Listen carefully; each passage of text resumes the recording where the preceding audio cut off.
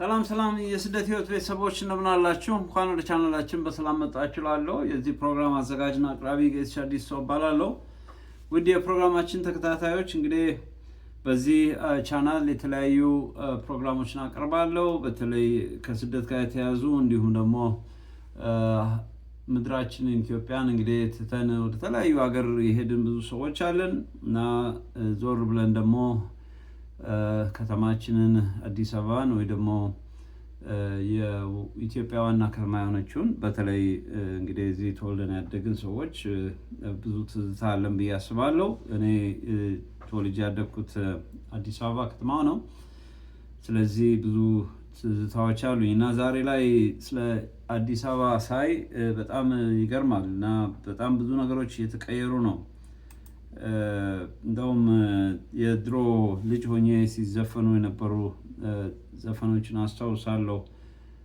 ወይ አዲስ አበባ ወይ አራዳ ሆይ ከተማም እንደ ሰው ይናፍቃል ወይ ብዬ እኔ ደግሞ ቀየርኩት ማለት ነው። ሀገርም ነው የሚለው ግን እኔ ከተማ አልኩት። እንግዲህ ስለ አዲስ አበባ ሳወራ ማለት ነው እና አዲስ አበባ በጣም ትቀይራለች። ብዙ ነገር እንግዲህ ቪዲዮ ላይ ያየሁ ነው። እግዚአብሔር ረድቶኝ ደግሞ እንግዲህ በቅርብ እገባለሁ ብዬ አስባለሁ ከ26 ዓመት በኋላ። ግን በየቀኑ እንግዲህ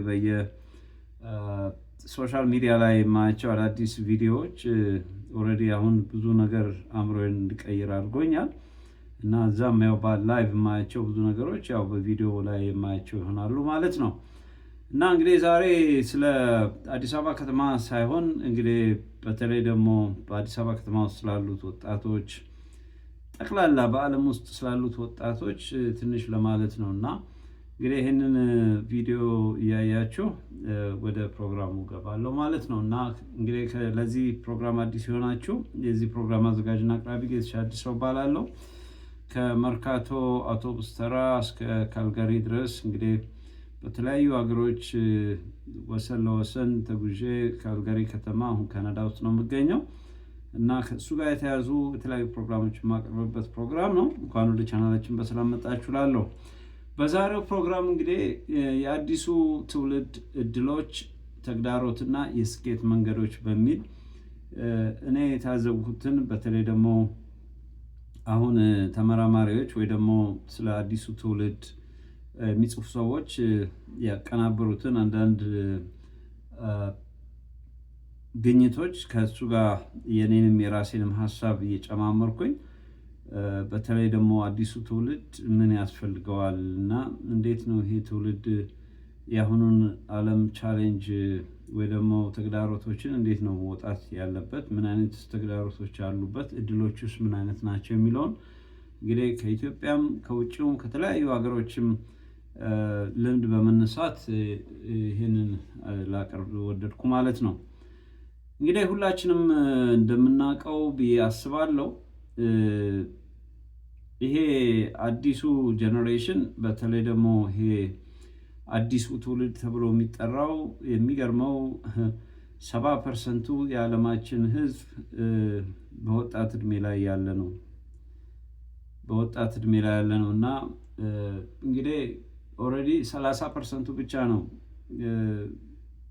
ጎልማሳ ተብሎ የሚታወቀው። በተረፈ 70% በጣም ትልቅ ቁጥር ነው ያለው እና ይሄ ቁጥር እንግዲህ የስራም የመክፈትም ስራ ደግሞ ሲጠፋም ደግሞ ችግሩም እንደዚህ ነው እና ሁለቱንም አንድ ላይ እያየው እንግዲህ እንትን እናደርጋለን። መጀመሪያ ላይ ግን 3 አይነት አጠራር አላቸው። እንግዲህ እኛ በተለይ በኔ እድሜ ከነበርነው ሰዎች አሁን አጠራሩ ሚሊኒየርስ ይሏቸዋል። ከ1981 1996 ድረስ በተወለዱት ትውልዶች ላይ ጀነሬሽን ዋይ ይሏቸዋል።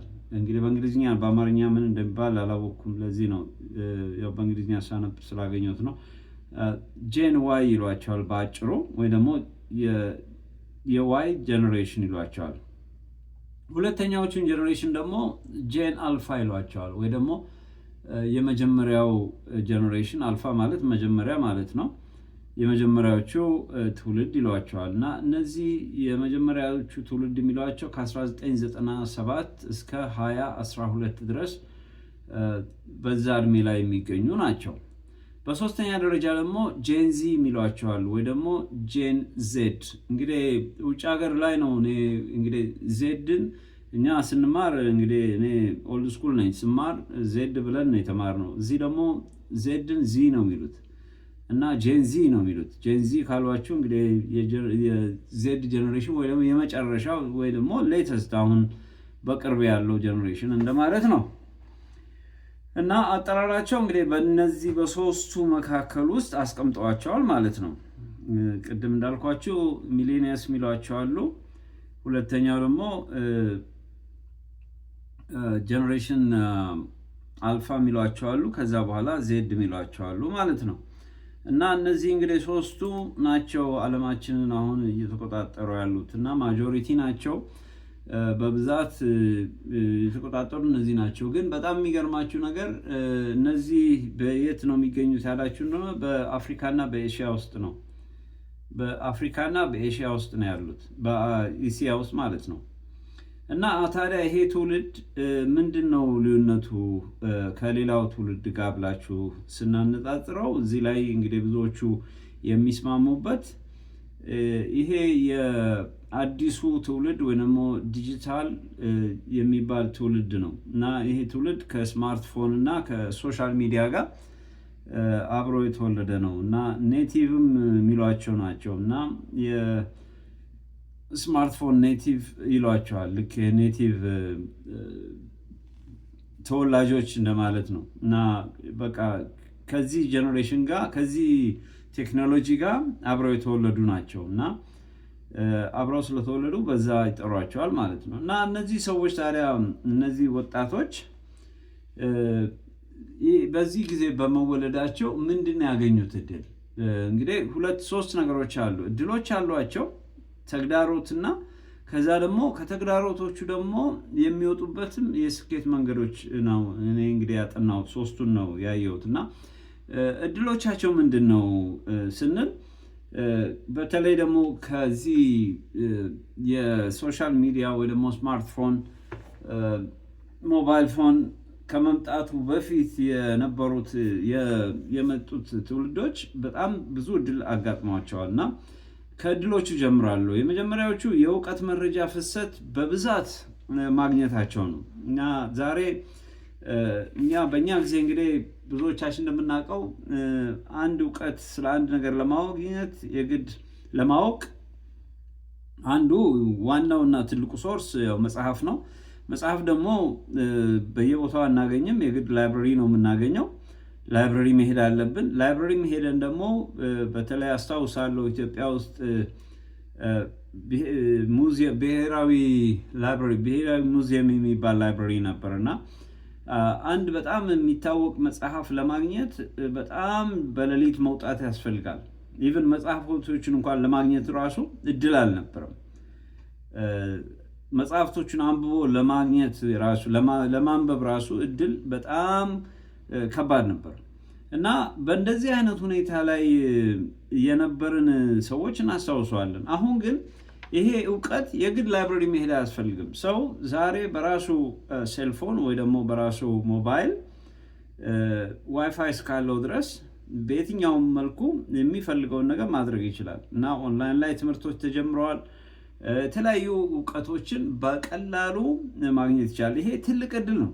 ምክንያቱም ምንም ብዙ ወጪ እና ጊዜን ሴቭ በማድረግ የሚገኙ እድሎች ናቸው ማለት ነው።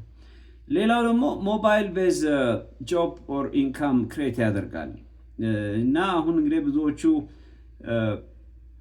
ስራ ለመፈለግ ወይ ደግሞ ምናልባትም ደግሞ የገቢ ምንጭ ለማግኘት ብዙ ሰው በተለይ አዲሱ ጄኔሬሽን እንትን ነው የሚጠቀሙት፣ ሴልፎን ይጠቀማሉ እና ይሄ ሴልፎኑ ቴክኖሎጂው ቶሎ ስራ ለማግኘት ይጠቅማቸዋል ማለት ነው። እና እነዚህ እንግዲህ እድሎቹ ናቸው።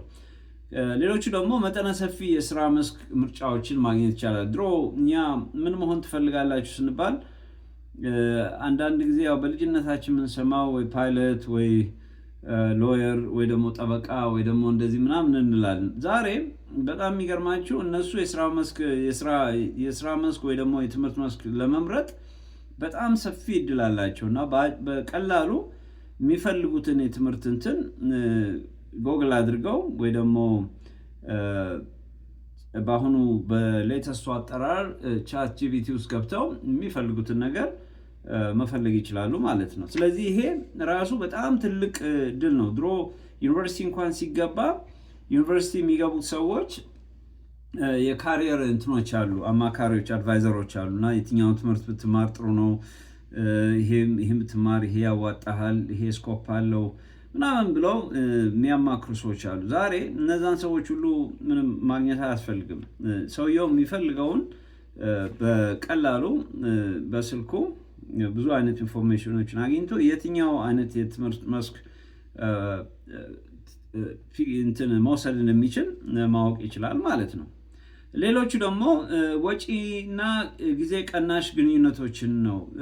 እንግዲህ ብዙ ጊዜ አንድ ነገር ለማድረግ ያው ባስ ተይዞ በአካል መሄድ ያስፈልጋል እና ኢንፐርሰን ብዙ ቦታ የተሄደ ነው ብዙ ነገር የሚደረገው። ዛሬ ግን ኦንላይን ላይ በጣም ብዙ ነገር ይሰራል። ስለዚህ ያ ማለት ምን ማለት ነው? ወጪ፣ የገንዘብ ወጪ ይቀንሳል፣ ፕላስ ደግሞ ጊዜን ይቆጥባል፣ ኮንሱም ያደርጋል ማለት ነው። ስለዚህ ይሄ ሁሉ እድል አለው ይሄ ትውልድ ማለት ነው። ስለዚህ ይሄ በጣም ትልቅ አጋጣሚ ነው።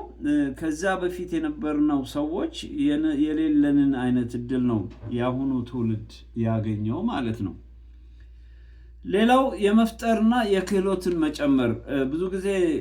ብዙ ጊዜ አዲስ ስራዎችን ለመፍጠር አዳዲስ ነገሮችን ለማድረግ በጣም የሚገርመው ነገር ሴልፎን እና በተለይ ሶሻል ሚዲያ በጣም ትልቅ ተጽዕኖ አላቸው እና ሰው ዛሬ አንድ ነገር ለመስራት፣ አንድ ነገር ለማወቅ ወይ ደግሞ ምግብ ለመስራት፣ አንድ ነገር ለመፍጠር ብዙ አያስቸግርም። ምክንያቱም በቀላሉ ወጣቱ የሚፈልገውን ነገር እንትኑ እስካወቀ ድረስ የሚፈልገውን እውቀት በዚህ ሁኔታ ያገኝና አዳዲስ ነገሮችን ለመፍጠር ኢንስፓየር ይሆናል። ምክንያቱም አዳዲስ ነገሮች ሲሰሩ ሌሎች ሰዎች ሲሰሩ ያያል። ስለዚህ እነዚህ ሁሉ በጣም ትልቅ እድሎች ናቸው። በተለይ በአሁን ሰዓት ለአዲሱ ትውልድ ይሄ ትልቅ እድሎች ናቸው ማለት ነው እና ብዙ እድሎች አሉ። እንግዲህ የተወሰኑትን ያህል ነው እኔ እንትን ያደረግኩት የመረጥኩት ማለት ነው። ከእድሎቹ በኋላ ግን ከእድሎቹ ጋር አብረው የሚመጡ ደግሞ ተግዳሮቶች አሉ። የመጀመሪያው እንግዲህ በእውነታው ዓለም ላይ ለመኖር መቸገር ነው። ብዙ ጊዜ በኦንላይን ላይ ወጣቶች ጊዜያቸውን ያሳልፉና በፊዚካል ወርልድ ወይ ደግሞ በሚታየው ዓለም ላይ አንዳንድ ነገሮችን ለማድረግ በጣም ስትራግል ሲያደርጉ ታያቸዋላችሁ። ለምንድን ነው? ብዙ ጊዜ ይሄ በምናብ የሚሰራ ስራ ስለሆነ በአብዛኛው እና ፕራክቲካሊ እነሱም ራሳቸው እየነኩ ወይ ደግሞ በእጃቸው የሰሩት የሚሄዱት ስራ ስላልሆነ አብዛኛው ስራ በጣም ከባድ ይሆንባቸዋል።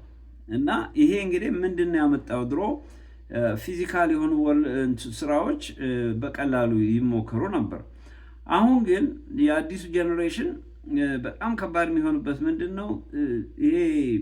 ይሄ ሌበር ዲማንድ የሆኑ ስራዎች ወይ ደግሞ ጉልበት የሚፈልጉ ስራዎችን ለመስራት በጣም ያስቸግረዋል። ይሄ ከምን የመጣ ነው ብላችሁ ታስቡ? እንግዲህ ይሄ ቅድም ያልኩት የቴክኖሎጂ እና የሞባይል እድገት ለነሱ እንደ ተግዳሮት ሆኖባቸዋል ማለት ነው እና ብዙዎቹ ስትራግል ያደርጋሉ በእውነተኛው ዓለም ላይ የሚሰራውን ስራ ለመስራት ማለት ነው። ሌላው ሁለተኛ ደረጃ ተግዳሮቶቻቸው ብለው ብዙዎቹ የሚያስቡትና ብዙ ተመራማሪዎች የሚስማሙበት የአእምሮ ችግር ያመጣባቸዋል ነው። ብዙዎቹ በጣም ፍራስትሬትድ ያደርጋሉ። ብዙ ሰዓት ዲጂታል ላይ ወይ ደግሞ ሶሻል ሚዲያ ላይ ስለሚቀመጡ ከዛ ከጭንቅላት ጋር የተያዘ የተለያዩ ችግሮች ያጋጥማቸዋል። ዲፕሬሽን ይኖራቸዋል። ብቻ ራሳቸውን የመጥላት እና ብዙ አይነት የአእምሮ ችግሮች ይፈጥሩባቸዋል። ስለዚህ ይሄ ያመጣው ምንድን ነው? የአሁኑ ቴክኖሎጂ፣ ሶሻል ሚዲያ እና ይሄ ዲጂታል ወርልዱ ያመጣባቸው ችግር ነው ብለው ይስማሙበታል። ሌሎቹ ከተግዳሮቶቹ ደግሞ ሌላው የራስ መተማመንን ማጣት ነው። ብዙ ጊዜ በኦንላይን ላይ ወይ ደግሞ የሰዎችን ስራ ነው አብዛኛው ወጣት የሚከታተለው እና ወደ ራሳቸው ሲመጡ ግን ራሳቸው ባዶ ሆነው ያገኙታል። እና ብዙ ሰዎች በጣም ታለንትድ የሆኑ ሰዎችን ያሉ ኦንላይን ላይ ሶሻል ሚዲያ ላይ በጣም አውትስፖክን የሆኑ ሰዎችን ያሉ በኋላ ላይ ግን ወደ ራሳቸው ሲመጡ ግን ለራሳቸው ባዶነት ይሰማቸዋል እና ከእንደነዚህ አይነት ሰዎች ራሳቸውን ያወዳድሩና እነሱ ወደኋላ የቀሩ ይመስላቸዋል። ስለዚህ ይሄ ደግሞ እነሱን ብቸኛ ያደርጋቸዋል። በራሳቸው ላይ የራስ መተማመን ወይ ደግሞ ኮንፊደንስ እንዳይኖራቸው ያደርጋል። እነዚህ ተግዳሮቶቹ ናቸው ብለው ብዙዎቹ ይስማሙበታል። ከተግዳሮቹ እንግዲህ የሚቀጥለው ደግሞ ሌላው ቶሎ ተስፋ የመቁረጥና ራስን የማጥፋት አዝማሚያ ብለው ይስማሙበታልና ይሄ በፊዚካል ወርልድ የሞከሩት ነገር ስላልሆነ አብዛኛው ነገር ላይ ኦንላይን ላይ ስለሚያዩት ወይ ደግሞ በስክሪን ስለሚያዩት ፊዚካል እንትኑን ቻሌንጅ የማድረግ ካፓሲቲ የላቸውም እና አንድ ነገር በፊዚካል ወርልድ ወይ ደግሞ በሚታየው ዓለም ላይ በጣም ቻሌንጅ ሲያደርጋቸው ቶሎ ተስፋ ይቆርጣሉ እና ቶሎ ክራሽ ያደርጋሉ። በቃ እንትናቸው ምንም ያህል አይቆም። ምክንያቱም የተለማመዱት ነገር ዝም ብሎ በስክሪን የሚታይ ስለሆነ በምናባቸው ብቻ ስለውታል ማለት ነው። ስለዚህ ወደ ራሳቸው ህይወት ስላላመጡት በጣም ያስቸግራቸዋል ብሎ ያምናሉ ማለት ነው። ሌላው በሶሻል ሚዲያ መረጃ ብቻ መደገፍ። አሁን ብዙ ጊዜ ኢንፎርሜሽኖችን የሚያገኙት በራሳቸው ሪሰርች አድርገው ሳይሆን ሶሻል ሚዲያ በሚሰጣቸው መረጃ ላይ ነው የሚቆሙት እና ያ ማለት በተፈጥሮ ያላቸውን የማሰብ ካፓሲቲ ኦልሞስት በቃ ነግሌክት አድርገውታል እና አእምሯቸውም ሶሻል ሚዲያ ሆኗል። ማንኛውም ነገር በሚሰሩበት ጊዜ ጠቅላላ የሚጠቀሙት የራሳቸውን አእምሮ ከራሳቸው አእምሮ ይልቅ ሌላው የሚሰራውን ስራ ስለሆነ በእነሱ ላይ ትክክለኛ የሆነውን አእምሯቸውን እንዳይጠቀሙ አድርጓቸዋል። ይሄ ደግሞ ከላይ እንደተባለው ያው የራስ መተማመናቸውን ያጠፋል እና በሶሻል ሚዲያ ላይ ሰው የሚነግራቸውን አይሰሙም። ለምሳሌ እኔ ለዚህ አሁን እዚህ ጥሩ ምሳሌ የሚሆነኝ ቤቴ የሚኖር የባለቤቴ ወንድም ልጅ አለ እና ልጁ ወደ 10 ዓመቱ አካባቢ ነው እና አንድ ነገር ይጠይቃል። ስለዛ ጥያቄ አንድ ነገር በምትነግሩት ጊዜ ከኛ ይልቅ ቶሎ ብሎ የአሌክሳ ወይ ደግሞ ይሄ ኤአይ በድምፅ ኤአይ ሰርቪስ የምትሰጠዋን ሴት ቶሎ መጠየቅ ይፈልጋል እና እኛን ከማመን ይልቅ ቶሎ ሴትዮዋ የምትናገረውን አሌክሳ ትባላለች እና የእሷን እንትን እሷ ብትነግረው ሞር ኮንቪንስድ ይሆናል ሰው ከሚነግረው ይልቅ። ያ ማለት ነው የእውቀት ምንጩ ከሰው ከላይቭ ከሆነ ሰው ወይ ደግሞ ከቤተሰብ ይልቅ የሶሻል ሚዲያ ላይ የሚገኘው መረጃ ሞር እሱ ላይ ሪላይ ይሆናል ማለት ነው። ይሄ ደግሞ በጣም በሚገርም ሁኔታ ሰዎች በተለይ ልጆች ከቤተሰቦቻቸው ጋር ፕሮፐር የሆነ ኮሚኒኬሽን እንዳይኖራቸው ያደርጋል ማለት ነው። ስለዚህ በቤተሰብና በልጆች መካከል ይገባል ማለት ነው። ስለዚህ ልጆች ቤተሰቦቻቸውን ከመስማት ይልቅ ሶሻል ሚዲያ ኦር ቲክቶክ ኦር ዩቲዩብ የሚላቸውን ቢሰሙና ቢያደርጉት ይቀላቸዋል ማለት ነው። ሌላው ተግዳሮቶች ተብለው የተገለጡት ብቸኝነትና እኔነት ባህሪ መለማመዳቸው ነው። ምክንያቱም ይሄ በእውነት በብዙ ወጣቶች ላይ የሚታይ ነው። ብዙ ጊዜ ከሶሻል ሚዲያ ጋር ወይ ደግሞ ከዲጂታል ወርልድ ጋር ኢንቲሜሲ ሲኖራቸው ከላይቭ ወይ ደግሞ በአካል ከሚያገኙት ሰው ጋር ያላቸው ኮሚኒኬሽን በጣም ሊሚትድ ነው እና ብዙ ኮንቨርሴሽን አይኖራቸውም። ብዙ ከሰው ጋር ብዙ መነጋገር፣ ብዙ መጫወት፣ ራሳቸውን ኤክስፕሬስ ማድረግ ምናልባት ከእድሜ ጓደኞቻቸው ጋር የተወሰነ ነገር የሚያገናኛቸው ነገር እንትን ሊያደርጋቸው ይችላል። other than that ከዛ ውጪ ግን በተለይ ከቤተሰብ ጋር ወይ ደግሞ ከማያውቁት ሰው ጋር ምንም አይነት ኮንቨርሴሽን እንዲኖራቸው አያደርግም። ለምን? በአጋጣሚ የለመዱት ነገር ሪስፖንስ ስለማያደርጋቸው ምናልባትም ጌምም ቢሆን ጌምም ብቻ ማየት ነው፣ ፊልምም ቢሆን እንደዛው ነው በቃ እና ምንም ሪስፖንድ ስለማያደርጉ በዛው ይለምዱና እንግዲህ ከነሱ ጋር ብትቀመጡ 3 ሰዓትም 4 ሰዓት 5 ሰዓትም ምናልባት ከዛ ውስጥ በጣም ሊሚትድ የሆነ ኮሚኒኬሽን ነው የሚኖራችሁ ማለት ነው። ስለዚህ ልጆቹን ምን ያደርጋቸዋል ማለት ነው? ብቸኛ ያደርጋቸዋል እና የብቸኝነትን ባህሪ እንዲለማመዱና አሁን አንዳንድ ችግር በሚኖርበት ጊዜ ችግራቸውን ከሌላ ሰው ጋር ዲስከስ የማድረግ ፕሮብሌም ያጋጥማቸዋል ብሎ ይናገራሉ። እና በጣም ብዙ ተግዳሮቶች አሉ እንግዲህ ለቢሄቪየራቸው በተለይ ደግሞ እንግዲህ በአካላቸው እድገት ላይ ተጽዕኖ አለው፣ በአእምሯቸው ላይ ብዙ ጊዜ ስፖርት ከመስራት ስፖርት ማየት ይመርጣሉ። ይሄ የራሱ የዲጂታል ተጽዕኖ ያመጣባቸው ችግር ነው። ያ ማለት ኦብሲቲ ወይ ደግሞ የውፍረት ፕሮብሌም ይኖራቸዋል። በአካል እንቅስቃሴ ብዙ አይኖራቸውም።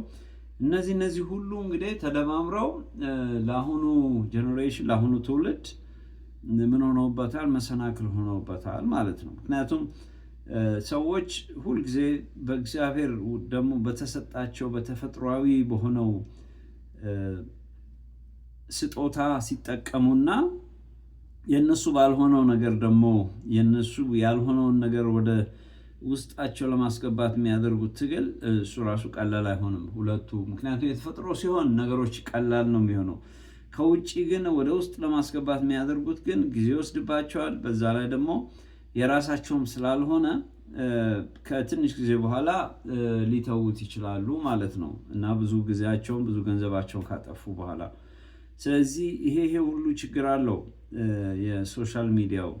ስለዚህ ብዙ ተግዳሮቶች አሉባቸው ማለት ነው እና እነዚህ እንግዲህ ከላይ የጠቀስኳቸው ብዙዎቹ የሚስማሙባቸው ናቸው። በጣም ብዙ አሉ ግን ያው ላለማሰልቸት ብዬ ነው እነዚህን ሜንሽን ያደረኩት። ያው ብዙዎቻችን ደግሞ ኖቲስ የምናደርገው ነው። በተለይ ደግሞ ወላጆች ሆነን በእንደዛ አይነት እድሜ ላይ ያሉ ልጆች ካሉን ብዙ ነገር ኖቲስ እናደርጋለን። ስለዚህ አሁን ከላይ ሜንሽን ያደረኳቸውን ዴፊኒትሊ እናንተም ትጋሩኛላችሁ ብዬ አስባለሁ። እንግዲህ ይሄንን ካልን ስለ እድሎቻቸውና ስለ ተግዳሮቶቻቸው ካወራን እንግዲህ ታዲያ አሁን እድሎቻቸውና ተግዳሮቶቻቸውን እንዴት አቀናብረው መሄድ ይችላሉ? ወይ ደግሞ ተግዳሮቶቻቸውን እንዴት ቻሌንጅ ማድረግ ይችላሉ? እድሎቻቸውንስ እንዴት መጠቀም ይችላሉ? አያችሁ፣ አሁን ሁለቱን መለየት ያስፈልጋል። ተግዳሮቶቻቸውን ሚኒማይዝ አድርገው እድሎቻቸውን ማክሲማይዝ ሲያደርጉ ወይ ደግሞ ሲያበዙት ከዛ ፖዚቲቭ የሆነ ውጤት ላይ ይደርሳሉ ወይ ደግሞ ትክክለኛ የሆነው ውጤት ላይ ይደርሳሉ ማለት ነው። ግን ይሄ ደግሞ በእነሱ ብቻ የሚሆን አይደለም። እንግዲህ ይሄ ሪሰርች በአብዛኛው የሚናገረው በተለይ ደግሞ መንግስታትና ቤተሰብ ከነሱ ጋር አብሮ ካልሰራ እነሱ ብቻቸውን የሚያመጡት ለውጥ አይደለም እየተባለ ነው። ስለዚህ መንግስትም ማድረግ የሚገባው የራሱ ነገር አለ፣ ቤተሰብም እንደዚሁ እና በሶስተኛ ደረጃ ደግሞ ያው ትውልዱ ማለት ነው። ግን ኃላፊነት ያለበት በተለይ በመንግስትና በቤተሰብ በኩል ስለሆነ የመጀመሪያው ፕሮብሌም እዛ ነው። ከዛ በኋላ ነው ሶስተኛው እነሱ ጋር የሚመጣ ይሄ ፕሮብሌም ማለት ነው። ስለዚህ መንግስት ምን ያድርግ፣ ቤተሰብስ ምን ያድርግ ወደሚለው ሲሄድ እንግዲህ በአብዛኛው ሰው ብዙ በዚህ ሪሰርች ላይ የተሳተፉ ሰዎች የሚናገሩት ይሄ እንግዲህ የራሴ አስተሳሰብ ነው። የመጀመሪያው ሁልጊዜ የጥበብ መጀመሪያ እግዚአብሔርን መፍራት ነው ይላል መጽሐፍ ቅዱስ ሲናገር እና ሰው የመጀመሪያው ነገር ከእግዚአብሔር ጋር ከራቀ ከጥበብ ጋር ይርቃል እና ሁሉም አማካሪው ነው የሚሆነው። ሁሉም አማካሪ የሆነ ሰው ደግሞ የራሱ የሆነ ነገር አይኖረውም እና መጨረሻ ላይ ምን እንደሚሆነው ኮንፊውዝድ ነው የሚሆነው ወይ ደግሞ ግራ የገባው ሰው ነው የሚሆነው። ያ ግራ የገባው ሰው ደግሞ ግራ የገባው ህብረተሰብ ነው ክሬት የሚያደርገው ማለት ነው። ስለዚህ ሰው ሁልጊዜ በመጀመሪያ ደረጃ የሰው ሜኖ ወይ ደግሞ የሰው ዋናው ትልቁ ጋይድ የእግዚአብሔር ቃል ነው። ስለዚህ ሰው የእግዚአብሔርን ቃል መጀመሪያ ማጥናት አለበት። ያንን ማወቅ በተለይ ደግሞ ቤተሰቦች በዚህ ላይ ትልቅ ኃላፊነት አለባቸው። በተለይ ልጆች ከሁሉ በላይ ከፈጣሪያቸው ጋር ግንኙነት እንዲኖራቸው፣ በሱ እንዲተማመኑ።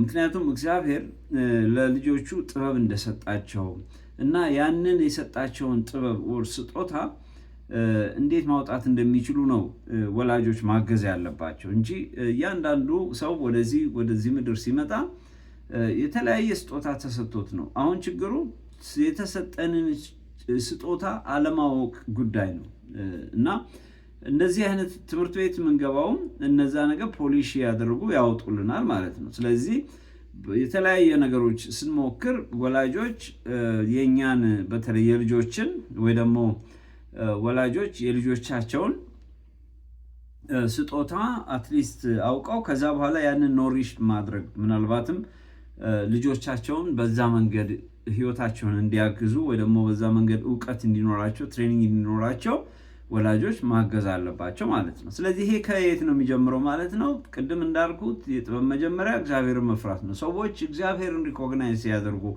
የመጡበትን የተሰሩበትን የሰሪያቸውን ኢንቴንሽን በትክክል ማሰብ ማወቅ ሲጀምሩ ከዛ በኋላ ነገሩ ከዛ ይጀምራል ማለት ነው። ስለዚህ ከዛ በኋላ የሚመጡትን ነገሮች ከእግዚአብሔር ከሆነው ነገር ጋር እያወዳደሩ ነው የሚሄዱት። ግን የሚያወዳድሩበት ነገር ከሌላቸው ግን ያገኙት ሁሉ የሚጠቅማቸው መስሎ ስለሚገባቸው ሁሉንም ነገር ያፍሳሉ ማለት ነው። ስለዚህ ለልጆች የመጀመሪያው ነገር ይሄን ነገር ማስተማር ጥሩ ነው። እንግዲህ መንግስት ደግሞ በዚህ በኩል ምን ያድርግ ያላችሁ እንደሆነ በተለይ ትምህርት ቤቶች ውስጥ ከአንደኛ እስከ 6ኛ ክፍል ድሮ እንደውም አዶኖ እኔ እንኳን አልደረስኩበትም፣ ግን ሲናገሩ ነው የሰማሁት የግብረገብ የሚባል ትምህርት ይሰጥ ነበር አሉ። እና ግብረገብ ሚንስ ላይክ ሰው ሞራል እንዲኖረው ከአጠገቡ ያለውን ሰው እንዲያከብር ነው የእግዚአብሔር የሆነው ነገር አእምሮ ውስጥ ተቀምጦ በቃ ከዛ ነው መጀመር ያለበት። አያችሁ፣ ሰው ምንም ያህል ችሎታ ቢኖረው ምንም ያህል የፈጠራ ዝንባሌ ቢኖረው ባህሪው ከሰው ጋር የመኖር ባህሪ ከሌለው ግን ያንን ስጦታውን ያበላሽበታል። በጣም ግልጽ ነው ይሄ። አሁን ኢትዮጵያ ውስጥ ወይ ደግሞ አፍሪካ ውስጥ አሁን ችግራችን ብዙ እውቀት ያላቸው ወጣቶች አሉ፣ በጣም ብዙ መፍጠር የሚችሉ ህዝቦች አሉ። ችግሩ ግን እነዚህ ሰዎች ከሰዎች ጋር የመኖር ካፓሲቲ ያላቸው ወይ አቅማቸው ምን ያህል ነው ሲባል በጣም ከባዱ ፓርት አፍሪካ ውስጥ ብዙዎቻችን በተለያየ ምክንያት እርስ በራሳችን ከመበጣበጥ በስተቀር ቀላል የሆነው ነገር ከባድ ይሆንብናል እና አብሮ ለመኖር በጣም ቻሌንጅ ነው የሚሆንብን። ይሄ ሁላችንም አፍሪካ ሀገር ውስጥ ያለና በተለይ በኢኮኖሚ ያላደጉ አገሮች ውስጥ በጣም የሚስተዋል ነገር ነው። ስለዚህ አብሮ መስራት ካልተቻለ አብሮ ማደግ አይቻልም። በጣም ከባድ ነው የሚሆነው። ስለዚህ የመጀመሪያው ሚስጥር በተለይ ለትውልዱ ማስተላለፍ ያለበት ይሄ ነው። ስለዚህ ቤተሰብ ልጆቹም በቤቱ የእግዚአብሔርን ቃል እንዲማሩ ማድረግ አለበት። መንግስት ደግሞ እንደ ካሪኩለም አውጥቶ እንደ አንድ ትምህርት ሳብጀክት ልክ ሂሳብ፣ ታሪክ፣ አማርኛ፣ እንግሊዝኛ ምናምን እንደሚባለው መጽሐፍ ቅዱስም እንደዚህ ማስተማር አለበት እና ይሄንን እንግዲህ በእርግጥ ሌላ እምነት ያላቸው ሰዎች ላይ ቀበሉ ይችላሉ። ግን በአብዛኛው ግን ይሄ ከሆነ የሚቀጥለውን ትውልድ ማዳን የሚቻልበት የመጀመሪያው መንገድ ይሄ ነው። ስለዚህ ይሄ ነገር መሰራት ያለበት በመንግስትና በማን ነው? በቤተሰብ ወይ ደግሞ በወላጆች ነው ማለት ነው። ሁለተኛ ደረጃ የእድሜ ገደብ ማውጣት። ለምሳሌ አሁን ባለፈው ጊዜ እንደውም አውስትራሊያ ለመጀመሪያ ጊዜ አንደር ኤጅ የሆኑ ልጆች በተለይ የሶሻል ሚዲያ የተለያዩ እነ ቲክቶክ፣ ዩቲዩብ እና እነዚህ በጣም ሃይሊ በጣም ብዙ እንትን ያላቸውን ኢንስታግራም፣ ስናፕቻት ምናምን እነዚህን ሁሉ ገደብ አድርገዋል። ምክንያቱም እድሜያቸው ከ16 ዓመት በላይ ከሆነ ነው ይህን እንደነዚህ አይነት እንትኖች ማየት ያለባቸው። ያለበዛ አእምሯቸውን ኮንታሚኔት ያደርግና በተፈጥሮ የተሰጣቸውን ነገር እንዳይጠቀሙ ያደርጋል። ስለዚህ ይሄ ኮራፕትድ ስለሚያደርገው አእምሯቸውን ስለሚመርዘው ይሄ ነገር መቅረት አለበት ብለው ሕግ ያወጣው መንግስት ነው ማለት ነው። ስለዚህ አሁንም በተለይ ኢትዮጵያ ውስጥ መንግስት ይህንን አይነት ሕግ ማስቀመጥ አለበት። ያለበለዚያ ልጆቹ ያለ እድሜያቸው የሚያዩት ነገር እድሜያቸው ካለፈ በኋላ በጣም ኮንፊውዝድ ነው የሚሆነው። ድሮ ከዚህ እድሜ በታች ይሄን ነገር ማየት ክልክል ነው የሚል ነገር ብዙ ነገር ነበር። አሁን በተለይ አሁን ቲክቶክ ላይ ለአደልትም ይሆናል፣ ለሴቶችም ይሆናል፣ ለሽማግሌም ይሆናል እና እድሜ ሁሉም አንድ ላይ ስለሚሆን ሁሉም ኮምፓይል ስለደረገ አሁን ልጆች የራሳቸውን ነገር ፈልገው ለማንበብ በጣም ነው የሚያስቸግራቸው። ምክንያቱም የራሳቸውን ሲፈልጉ ሳያስቡት የአደልት የሆነው ነው ያሉ። ስለዚህ ያለ እድሜያቸው ያድጋሉ።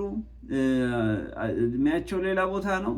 የነሱ እንትናቸው የማሰብ እንትናቸው ደግሞ ትንሽ ይሆናል። ስለዚህ በጣም ነው ኮንፊውዝድ የሚያደርጋቸው። ስለዚህ ይሄ አይነት ነገር ኢትዮጵያ ውስጥ እንትን ቢደረግ በተለይ አዲሱን ትውልድ በጣም ያግዘዋል። ስለዚህ የእድሜ ገደብ ሕግ መውጣት አለበት። አንደር ኤጅ በምንም አይነት በቃ ያልተፈቀደላቸውን ሶሻል ሚዲያዎች እንዲያዩ መንግስት መፍቀድ የለበትም።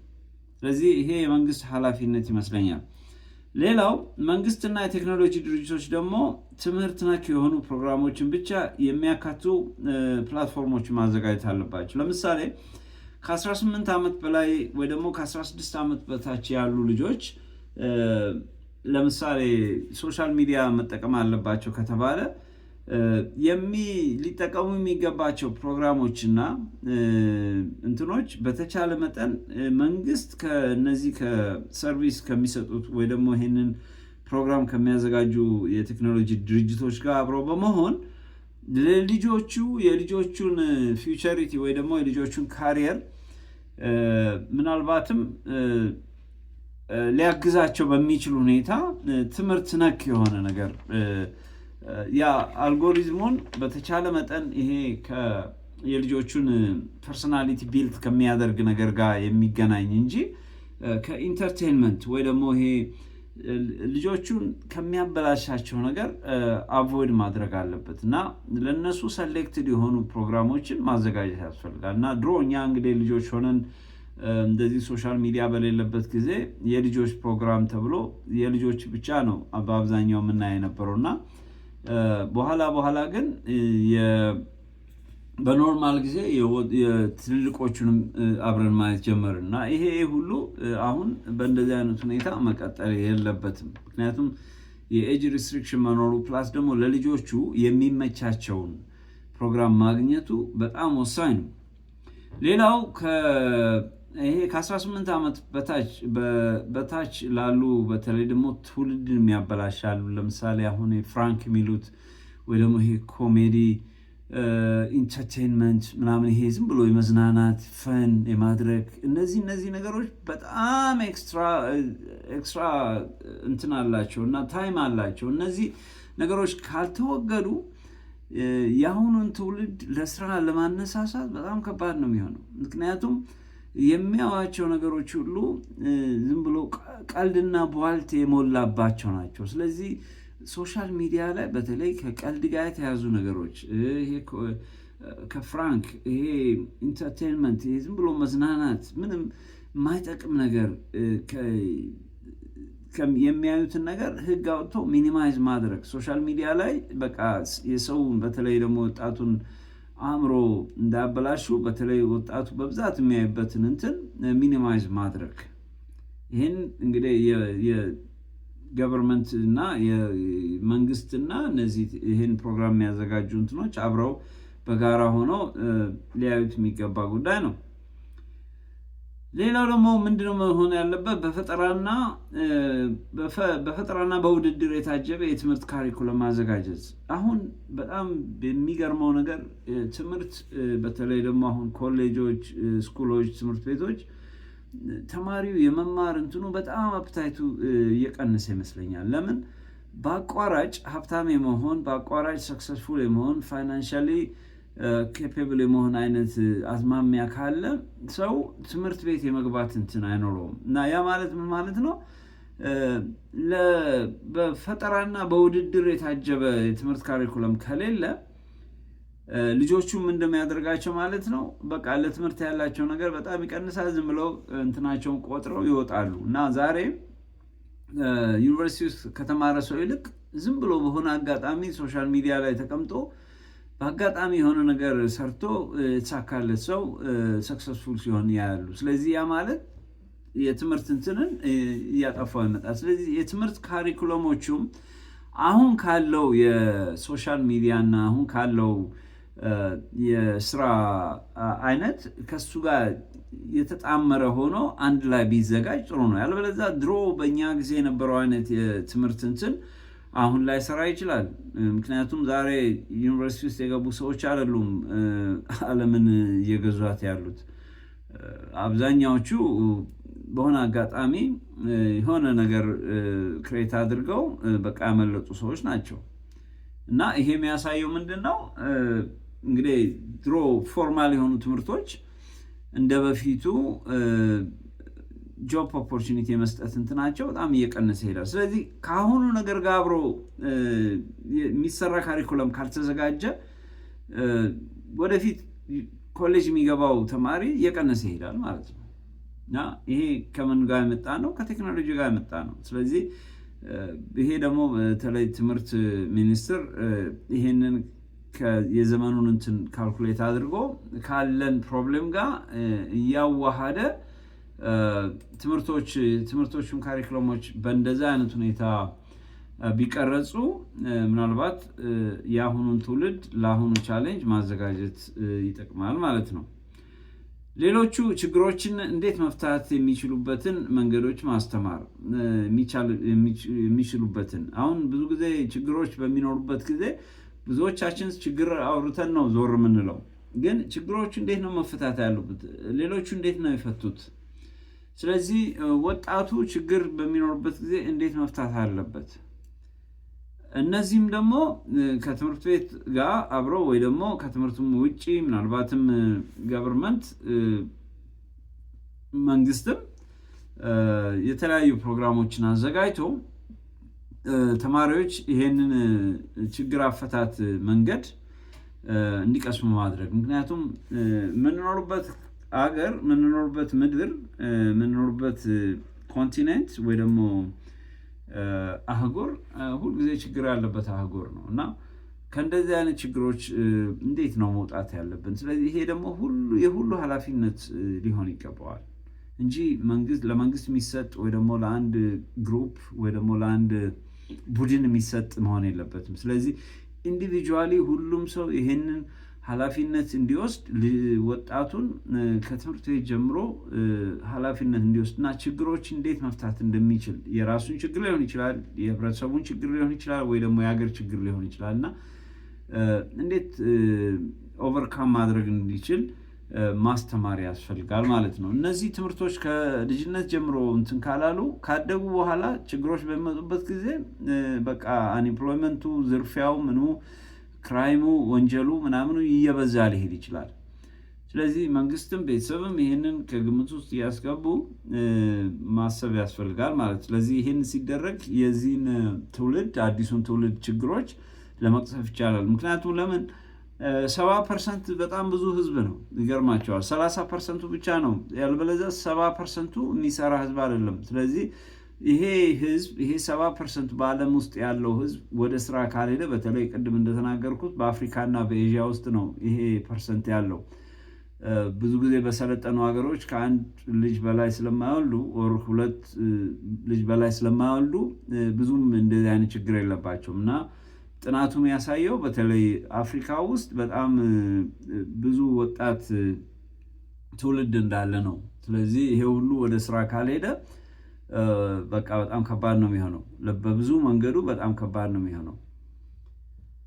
ሌላው ደግሞ ከምርቃት በኋላ ተማሪዎችን በተማሩበት የትምህርት መስክ የፈቃደኝነት አገልግሎት እንዲሰጡ ቢደረጉ የስራ ተነሳሽነት፣ የስራ ልምድ የማግኘት እድልን ይፈጥርላቸዋል።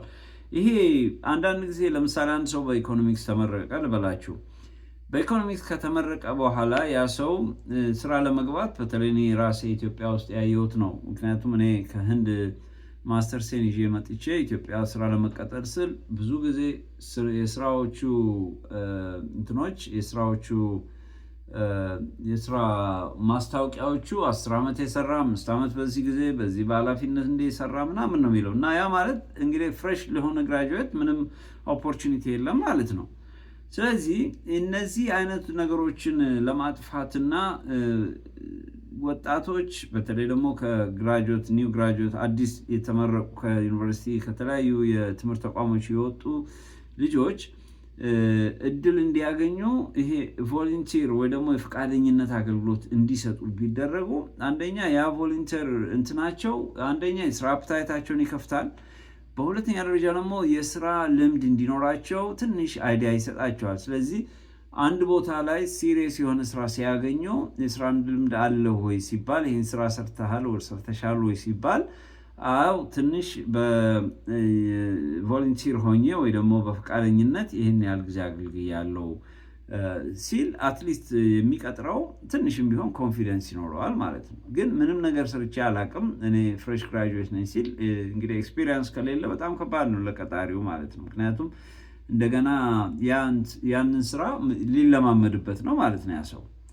ስለዚህ ኮስት አለው፣ ብዙ ነገር አለው። የሚቀጥረው ሰውዬ ደግሞ እንግዲህ ቢዝነስ ፈርም ከሆነ ቶሎ ፕሮፊት ማግኘት አለበት። ስለዚህ ለዛ ሰውዬ ትሬኒንግ ሲሰጥ እንደገና ወደኋላ ሊሆን ነው። ስለዚህ ብዙ ጊዜ ውጭም የምናየው ብዙ ጊዜ ትሬንድ የሆኑ ኤክስፒሪየንስ ያላቸው ሰዎች መቅጠር እና ኤክስፒሪየንስ የሌላቸውን ሰዎች መቅጠር አንድ አይደለም። ኤክስፒሪየንስ የሌላቸውን ሰዎች ሲቀጥሩ እንደገና እነዚህ ሰዎች መማር ስላለባቸው ስሎው ነው የሚሆኑት ነገሮችን ወይ ደግሞ ቢዝነሱን የተቀጠሩበትን ቦታ ስራቸውን በጣም ስሎ ሊያደርገው ይችላል ማለት ቢዝነሳቸውንም ማንኛውም ነገር። ስለዚህ እንዲህ አይነቱ ችግር እንዳይፈጠር ቀላሉ ነገር ልጆች ከተማሪዎች ከከፍተኛ ትምህርት መስክ ከወጡ በኋላ ባንክም ቢሆን የትም ቦታ እንደተማሩበት እንትን የተወሰነ በሳምንት 2 ሰዓት ሊሆን ይችላል 4 ሰዓት 5 ሰዓት ነው ከእነሱ ጋር ዲል አድርገው አትሊስት መንግስት ይሄንን ፋሲሊቴት ቢያደርግላቸው ተስፋ አይቆርጡም ተማሪዎችም ወዲያው። ምክንያቱም ስራ የለም ስራ አላገኘሁም ከዚህ በኋላ ስራ የማግኘት እድል ምናምን የሚል ነገር አይኖራቸውም። ትንሽም ቢሆን ቮለንቲር ሰርቶ የሚመጣ ሰው ትንሽም ቢሆን አይዲያ አለው። ፕላስ ደግሞ ለውስጡም ለአእምሮውም የመረጋጋት ሁኔታ እድል ያገኛል ማለት ነው። ስለዚህ ይሄ ነገር ቢፈጠር በጣም ኢንትረስቲንግ ነው ለአዲሱ ትውልድ። ሌላው ኃላፊነትን የራስ እንደሆነና ከመንግስት ራስ የመውረድን ባህል ማለማመድ። አሁን ብዙ ጊዜ በተለይ ኢትዮጵያ ውስጥ ነው እንግዲህ ያየሁት በቃ ሰው ሁሉ ስራ የሚፈልገው እኔንም ጨምሮ በዛ ሰዓት እንግዲህ መንግስት እኔን ማስገባት እንዳለበት ወይ ደግሞ የኔ ስራ ማግኘትና ማጣት የመንግስት እጅ ላይ እንደሆነ አድርጌ ነበር ማስበው። በጣም የሚገርማችሁ ግን ውጭ ሀገር እንደዛ አይደለም። ሁሉ ሰው የራሱ ግል የሆነ የራሱ እንትን ነው እና ስራ ቢያጣ በራሱ ነው ኮምፕሌን የሚያደርገው እንጂ መንግስት ስራ ክሬት አላደረገም ምናምን የሚለው በተለይ አፍሪካ ውስጥ እና ኢትዮጵያ ውስጥ ያው በተለይ በመንግስት በጣም ዲፔንደንሲ ስላለ ይሄ አይነት አካሄድ በጣም አደገኛ አካሄድ ነው እና ሁሉም ኃላፊነቱን አዘን ኢንዲቪጁዋል እንደ ማንኛውም ለብቻው ያንን ኃላፊነት ካልወሰደ መንግስት ወይ ደግሞ አንድ ግሩፕ ምንም ያመጣው ለውጥ የለም። በጣም ከባድ ነው። ምክንያቱም መንግስትም የራሱ ብዙ የሚሰራቸው ብዙ ታስኮች አሉ እና ምናልባት ይሄ ታስክ ለተቀጣሪው የተው ታስክ ስለሆነ በጣም ከባድ ነው የሚሆነው። ስለዚህ ይሄንን የማለማመድ ከትምህርት ቤት ጀምሮ በመንግስትም ቢሆን በቤተሰብም ቢሆን ይሄ ራስን ኃላፊነት መውሰድ በቃ ሰዎች ከ18 ዓመት በኋላ አዛን አደልት ነው ማሰብ ያለባቸው። ስለዚህ ስራም ቢኖርም ስራም ባይኖርም በራሳቸው ፐርፎርማንስ ዲፔንድ ሆነው መሄድ እንዳለባቸው ማስተማር ያስፈልጋል። ስለዚህ ይሄ ትውልድ እንደዛ ካልሆነ ኢትዮጵያ የማደግ ፖሲቢሊቲ አይኖራትም። ምክንያቱም ለአንድ ግሩፕ የሚተው አይደለም የሀገር እድገት። እያንዳንዱ ግለሰብ ላይ ኃላፊነት አለበት። አሁን እኔ የምኖርበት ካናዳ ውስጥ አገሩ የቆመው በማን ነው ብትሉኝ ጠቅላላ በእያንዳንዱ ሰው ነው። 40 ሚሊዮን ህዝብ አለ ካናዳ ውስጥ የሚኖር 40 ሚሊዮን ህዝብ ይኖራል ብሎ ኤክስፔክት ያደርጋሉ። እና እያንዳንዱ ሰው በቃ ከእያንዳንዱ ሰው በሚወሰደው ታክስ፣ በሚሰራው ሰው ታክስ፣ በሚያደርገው ማንኛውም ነገር በቃ አገሩ የቆመው በዛ ነው።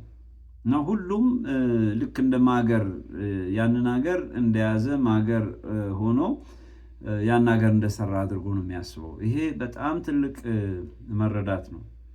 ይሄ እኛ ሀገር በተለይ አዲሱ ትውልድ ይሄንን ማወቅ አለበት፣ ፕላስ መማር አለበት፣ መንግስትን ማስተማር አለበት ብዬ አስባለሁ። ሌላው የሙሉ ጊዜና የጎንዮሽ ስራ ወይ ደግሞ ይሄ ፓርታይም ጆብ።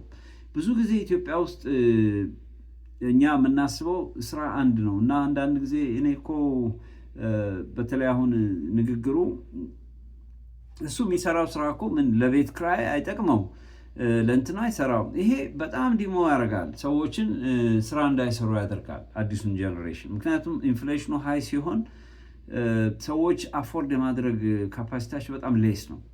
ስለዚህ ለዚህ ታዲያ መፍትሄው ምንድን ነው ከተባለ እንግዲህ ውጭ ሀገርኛ ብዙዎቻችን የመጀመሪያው አንደኛው ስራ ካልበቃን ሁለተኛ ስራ ይባላል፣ ሶስተኛ ስራ አለ።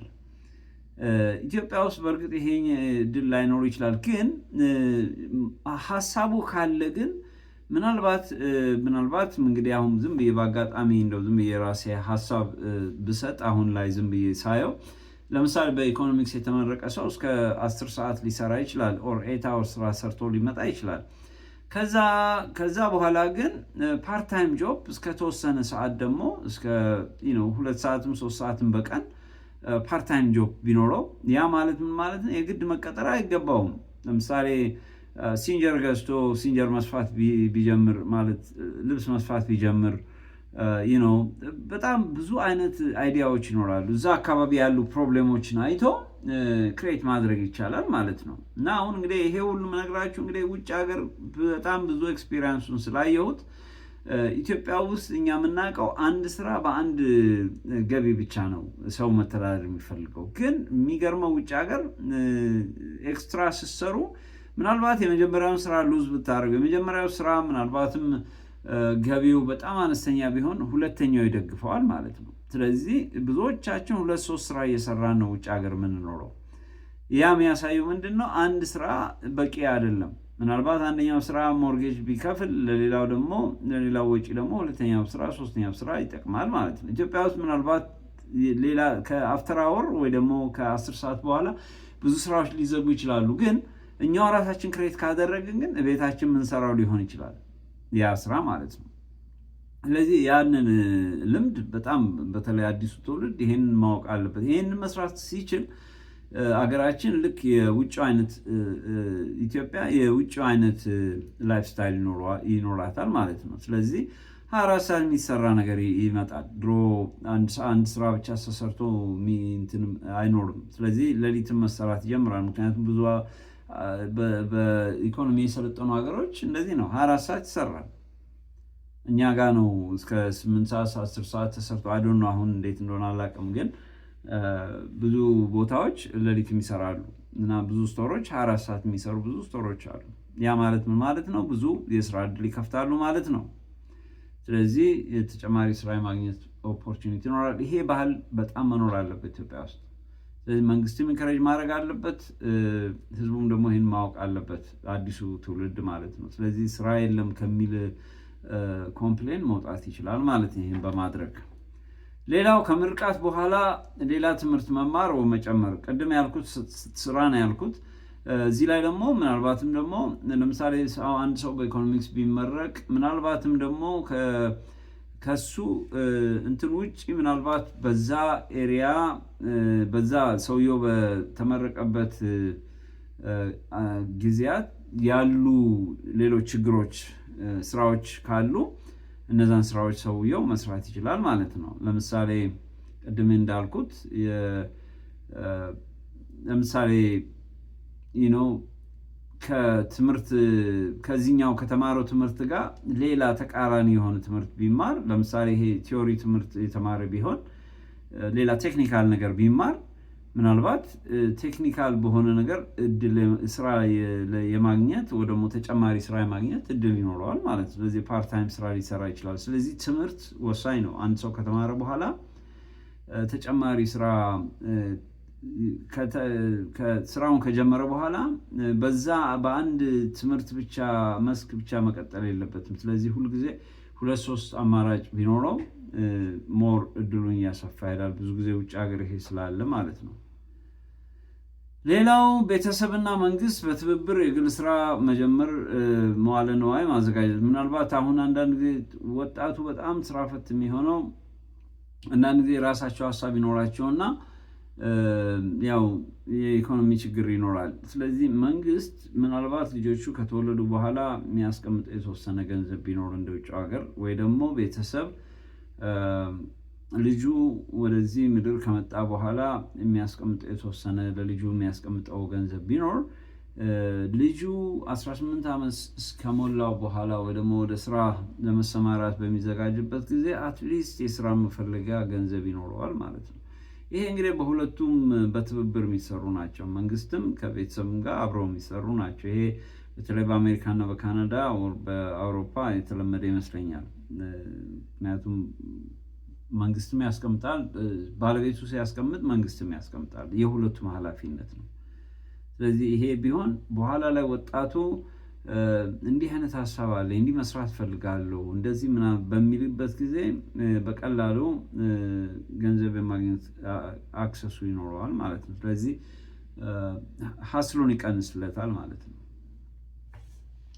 ሌላው ትዳርን ማበረታታት። በተለይ በጣም ከባዱ ሰው ብቻ ሲሆን ሁል ጊዜ ከባድ ነው። ብቻ ሁልጊዜ ከአንድ ሁለት ወሳኝ ነው። ምክንያቱም ሰዎች ብቻቸውን በሚሆኑበት ጊዜ ሰክሰሳቸው በጣም ስሎ ነው የሚሆነው። እኛ ጋር በተለይ ደግሞ ያው ስራ ማግኘት ያስፈልጋል ትዳር ለማግኘት። ከትዳር በኋላ ደግሞ አብዛኛው ሰው የራሱ ቤት ይፈልጋል፣ መኪና ይፈልጋል፣ ምናምን ብዙ ነገር አመቻችቶ ነው ማግባት የሚፈልገው። ያ ደግሞ አንዳንድ ጊዜ በጣም ሌት ይሆንና ይዘገያል። ሲዘገይ ምን እየሆነ ነው ማለት ነው? እድገታችሁንም እንደዚህ እያዘገየው ይመጣል። ስለዚህ the best way ሰው የአንገት ማስገቢያ አይነት ስራ ካገኘ የሚቀጥለው እንትኑ ወደ ትዳር መግባት አለበት ማለት ነው ወጣቱ ትውልድ። ያ ሲሆን ምንድነው ኃይል አገኘ ማለት ነው። ስለዚህ ያ ኃይል ቶሎ የማደግ እንትን ይኖረዋል። ስለዚህ መንግስትም ይሄን ማበረታታት አለበት፣ ቤተሰብም እንዲሁ ማበረታታት አለበት እንጂ ስራ ካላገኘ ወይ ደግሞ ጥሩ ቦታ ወይ ስራ ጥሩ እንትን ከሌለ ማግባት ችግር ውስጥ ገባለህ ምናምን ተብሎ ሰው ካስፈራራናቸው የራሳቸውን ነገር ክሬት አያደርጉም። ፕላስ እድገታቸውን በጣም ስሎ ይሆናል።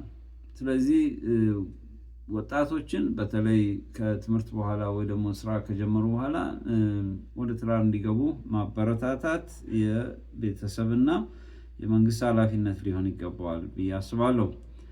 ሌላው ለተወሰኑ የእድሜና የገቢ ሁኔታዎች ቅናሾችን ማዘጋጀት። አሁን በተለይ ለወጣቱ ለአዲሱ ትውልድ ያው የመጀመሪያ ገንዘቡ እንትኑም ስለሌለ የተለያዩ ቦታ የተለያዩ ስልጠናዎች በሚሰጡበት ጊዜ ለነሱ ቅድሚያ ለነሱ መስጠት ማለት ቅናሽ መስጠት፣ ዲስካውንት ለነሱ መስጠት። ምክንያቱም ይሄ ማለት ኢንከሬጅ ለማድረግ ማለት ነው እና ቶሎ በአጭር ጊዜ ውስጥ በእግራቸው እንዲቆሙ የራሳቸውን ህይወት ቶሎ ክሬት እንዲያደርጉ መንግስትም ይሁን በተለይ የተለያዩ ድርጅቶች ለነሱ ቅድሚያ መስጠት አለባቸው ወይ ደግሞ ቅናሾችን መስጠት ቅናሽ ማድረግ አለባቸው ብዙ ቦታ ላይ በሚሄዱበት ጊዜ ማለት ነው። ስለዚህ ይሄ በተለይ አዲሱን ትውልድ ቶሎ ራሱን እንዲችል ኃይል ይሆነዋል ማለት ነው። እንግዲህ ወደ ማገባደዱ ላይ ነኝ። ሌላው የቅድሚያ የስራ እድል ብዬዋለሁ፣ ኦልሬዲ ተናግሬዋለሁ። በመጨረሻ እንግዲህ ከፍተኛ የስራና የመንግስት ተቋሞች ስልጠናና የስራ እድል መክፈት፣ እንደዛ ፓርላሜንቶች ፓርቲ ውስጥ እንግዲህ ብዙ ጊዜ በተለይ ደግሞ ይሄ ቢሮክራት የሆኑ ሰዎች ወይ ደግሞ በዚህ በፓርላሜንት ውስጥ የመንግስት ትልቅ ቦታ ላይ ያሉ ሰዎች በእድሜያቸው በጣም የገፉ ናቸው እና አሁን በተለይ አሁን ብዙ ጊዜ ወጣቶችን በእድሜያቸው ገና ብዙ ያልገፉ ሰዎች እና በተለይ ደግሞ ሴቶችን ማየት በጣም እየተለመደ ነው። ለዚህ በጣም ደስ ይላል እና ይሄ የሚያሳየው ምንድን ነው? የሚቀጥለውን ትውልድ ማዘጋጀት ያስፈልጋል እና ፓርላሜንት ውስጥ ገብተው ፓርላሜንት ምን እንደሆነ አትሊስት የተወሰነ አይዲያ እንዲኖራቸው እድል መስጠት ያስፈልጋል። ልክ ቅድም እንደ ቮለንቲር ገብተው ምን እንደሚሰራ ምን እንደሚደረግ እንደሚያዩት ፓርላሜንት ውስጥም ልክ በፈቃደኝነት ሄደው እንዲገቡና እንዲያዩ እንዲማሩ እድል መስጠት አለበት። እዚህ አሁን የምኖርበት ካናዳ ውስጥ ፓርላሜንት ውስጥ የሚገቡ ወጣቶች አሉ። ሰሌክት ያደርጓቸዋል ከተለያየ ሬስ ወይ ደግሞ ከተለያየ ዝርያ ያላቸውን ወጣቶች እንትን ያደርጉና የሚቀጥሉት የፓርላሜንት አባላቶች እነሱ ናቸው ማለት ነው። እና ፓርላሜንት ውስጥ የሚሰራውን ያሉ ሰው የሚነጋገረውን እያንዳንዱ ሲሪየስ የሆነ እንትን ሲኖራቸው በኋላ ላይ እነዚህ ልጆች ፓርላሜንት ለመመረጥና ለመስራት በጣም እድል ይኖራቸዋል ማለት ነው። ስለዚህ ፓርቲ ውስጥም የፖለቲካ ፓርቲዎች እነዚህ ትልልቅ እንትን ላይ ያሉ እንትኖች ወጣቶችን በጣም በከፍተኛ ደረጃ ማሳተፍ አለባቸው። ይሄ የሚሆነው የግድ ልጆች ተቀጥረው መግባት አይጠበቅባቸውም። ልክ እንደ ቮለንቲር የተወሰነ እንትን ላይ መስጠት አለባቸው። ላይ ሚሊተሪ ሰርቪስም ሊሆን ይችላል። የተለያዩ ዲፓርትመንቶች ውስጥ ገብተው በተለይ ደግሞ በጣም ሃይሊ ሴንሲቲቭ የሆኑ ኤሪያዎች ውስጥ ገብተው ኃላፊነትን ከወዲሁ እንዲማሩ መደረግ አለበት። ያ ሲሆን ነው ትውልዱ ከሚቀጥለውን ኃላፊነቱን እየተማረ መሄድ። ያለበለዚያ ትውልዱ እያገለለው የምንሄድ ከሆነ እየተገለለ የሚሄድ ከሆነ ይሄ ሁሉ የስራ ጉልበት ይባክናል ማለት ነው። ስለዚህ አለመሰልጠናችንም አፍሪካንም ወደኋላ ያደረጋት ይሄንን ጀኔሬሽን ትክክለኛ ቦታ ላይ አለመድረሱ ነው። ስለዚህ ይሄ የሚያሳየው በተለይ በአልሰለጠኑ ሀገሮች ላይ ነው። ቅድም እንዳልኩት እንግዲህ ብዙ ጥናቶችም የሚያሳዩት 70% ወጣት ያለው የማይሰራ 70% ወጣት እንትን ያለበት አፍሪካና ኤዥያ ውስጥ ነው። እንግዲህ ቀላል አይደለም። ስለዚህ 30% ብቻ ነው እየሰራ የሚኖረው ማለት ነው። ስለዚህ ይሄ ማለት በጣም ቀላል በጣም ትልቅ ፓወር ነው። ስለዚህ ይሄንን ካደረግን እንግዲህ አዲሱን ትውልድ የመታደግ ጥበብ ይኖረናል ብዬ አስባለሁ። ትንሽ ረዘም ብሏል። እንግዲህ ይቅርታ። ሌላ ጊዜ ግን በእንትን እያንዳንዱን እያወጣሁ ስጽፈው ደግሞ ስክሪን ላይ ፖስት አድርገው አትሊስት ክሊር ይሆናል ብዬ አስባለሁ። ተረፈ እንግዲህ ሀገራችን ላይ ስላለው ለውጥ በጣም ነው ደስ የሚለው። ይህንን ለውጥ ላመጡት አካላቶች ሁሉ ምስጋና ይገባቸዋል። ኢትዮጵያችን እንግዲህ ከተማችን ብቻ ሳይሆን ትውልዳችንም እንደ አዲስ የሚሰራበት ጊዜ ሩቅ አይሆንም ብዬ አስባለሁ እና ከተማው እንዳለ ሆኖ ህዝቡ ደግሞ ወጣቱ ደግሞ ሞር ስራ ላይ ማየት በጣም ወሳኝ ነው። ምክንያቱም የህዝቡን በተለይ ወጣቱን ኃይል መጠቀም ከቻለች ኢትዮጵያ አሁን ካለችበት በጣም ተመንጥቃ ትወጣለች ብዬ አስባለሁ። እንግዲህ ይሄ ነው እኔ ቪው እና ከተለያዩ ቦታዎች ያገኘሁት አስተሳሰብ ይሄንን ይመስላል። ከተመቻችሁ እንግዲህ ለሌሎች ሰዎች ሼር አድርጉት። በተረፈ እንግዲህ ስላዳመጣችሁ በጣም አመሰግናለሁ። በሌላ ፕሮግራም እስከምንገናኝ ጌትሽ አዲስ ነኝ። መልካም ጊዜ ይሁንላችሁ ብዬ እሰናበታችኋለሁ።